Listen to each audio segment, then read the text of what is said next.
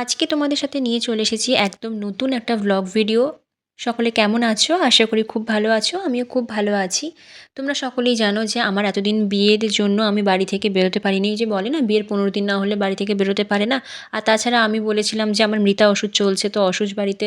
তো সেরকমভাবে এতদিন ধরে বাইরে বেরোতে পারছিলাম না। এখন যেহেতু আমার বিয়ের ১৫ দিন কেটে গেছে, তো তাই জন্য আমি আজকে চলে গেছিলাম মেলা দেখতে। না, অসুখটা আমাদের কাটেনি, ওষুধ চলছে, কিন্তু তাও আমি চলে গেছিলাম মেলা দেখতে। এখানে আমি, মানালি আর আমার ৩ জা মিলে চলে গেছিলাম, আর সাথে আমার অ্যাসিস্ট্যান্ট তিয়াসও ছিল। তো মেলা যেখানে দেখতে গেছিলাম তার আগে আমার একটা ননদের বাড়ি পড়ে, তো সেখানেই আমরা আগে ১ম এ চলে গেছিলাম।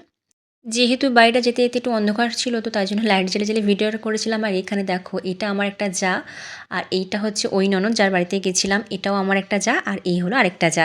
তো আমার ৩ জা, মানে টোটাল আমরা ৪ বউ মিলে চলে গেছিলাম, আর এই হলো ননদ আমার মানালি। তো ফাইনালি তারপর এখানে আমার ননদ তো খেতে দিয়ে দিয়েছিল আমাদেরকে সকলকে লুচি, ঘুগনি, বেগুনি, পকোড়া, সুজি, এরকম করে অনেক রকম খাবার খেতে দিয়ে দিয়েছিল। আমি তো ভেবেই রেখেছিলাম বাইরে যেহেতু বেরিয়েছি তো ফুচকা খাবো, নিরামিষ ফুচকা। যেহেতু গৌরাঙ্গ ধামের মেলা চলছে, তো সেখানে নিরামিষ ফুচকাই হবে। আর এখন যেহেতু আমাদের অসুস্থ, নিরামিষ ফুচকা খেতে হবে। কিন্তু এখানে আমার ননদিনী এত খাবার-দাবার দিয়েছে, তো আমাদের আর ফুচকা খাওয়ার মতো কোনোরকম পেটে জায়গা ছিল না। তো ফাইনালি আমরা সেই মন্দিরে চলে এসেছিলাম। এটা হলো সেই গৌরাঙ্গ ধামের মন্দির।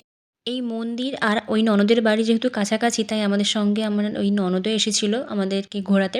তো ফাইনালি আমরা মন্দিরে চলে এসেছিলাম, কিন্তু মন্দিরের ওপরে উঠতে পারবো না, যেহেতু মৃতা অসুচ বলেছিলাম। তো তাই জন্য মন্দিরের ওপরে কেউ উঠিনি, মন্দিরের বাইরে থেকেই ঠাকুর প্রণাম করে আমরা চলে এসেছিলাম। এবছরের এই পুজো আমার কাছে ১ম, তাই জন্য আমার তো বেশ ভালোই লেগেছিল। আর যেহেতু মন্দিরে উঠতে পারছিলাম না, তাই একটু মনটা খারাপ ছিল। তো ঠিক আছে, নেক্সট বছর আশা করছি ভগবানের দর্শন করতে পারবো। তো তারপরে মন্দিরটা ঘুরে এখানে দেখতে পাচ্ছ এত লোকজন হয়েছে। তো তারপর এখানে কিন্তু রিহান প্রণাম করতে ব্যস্ত, ওই সবথেকে বেশি ভক্তি দেখাচ্ছে। তো তারপর আমরা মন্দির ঘুরে এখানে চলে এসেছিলাম মেলার মধ্যে।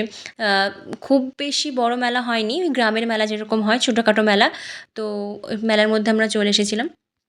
তো মোটামুটি খুব ছোট মেলা নয়, মোটামুটি তাও দোকান ছিল। আমরা এই টুকটাক সবাই মিলে এ দোকান ও দোকান করে নিজেদের মতো পছন্দ মতো জিনিস কিনলাম। নিজেদের যেমন সাজের জিনিসও কিনেছি, তেমনি বাড়ির বউরা গেছে আর বাড়ির সংসারের জিনিসপত্র কিনবে না তা কি কখনো হয়? তো প্রত্যেকে টুকটাক সংসারের জিনিসপত্রও কিছু কিনেছিল, আর নিজেদের পছন্দের কিছু জিনিসপত্রও কিনেছিল।